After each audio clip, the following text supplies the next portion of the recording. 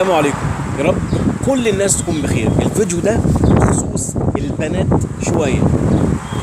عايزة تملكي قلب الراجل وتخطفيه كده وما يبصش لغيرك ويشوفك ان انت احسن واجدع واجمل بنت في الدنيا.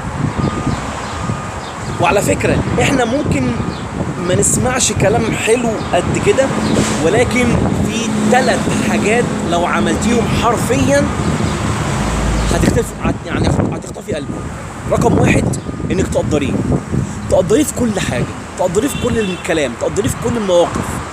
هيحبك قوي ويشيلك على راسه وتبقي تاج راسه.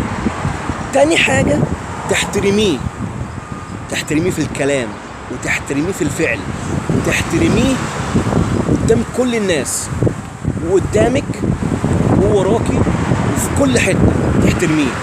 تالت حاجه تسمعي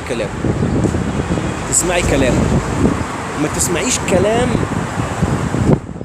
الناس اللي هم بيقولوا ايه، ان هم النسويات واللي هم بيتكلموا على ان انت اندبندنت وومن والكلام اللي هم بيقولوه غريب ده.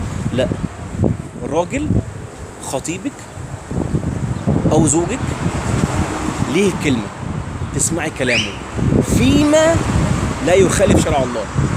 في الحاجه اللي تغضب ربنا ما تسمعيش كلامه. 3 حاجات هتملكي قلب الزوجه وتملكي قلب الشاب. رقم 1 انك تقدريه جدا جدا، تحترميه جدا جدا، وتسمعي كلامه وحاضر ونعم. والله هيخليكي تاج فوق راسه، مش هشوف غيرك ابدا. اعمل برضو اشتراك لو انت مش مشترك، وفعل زر الجرس.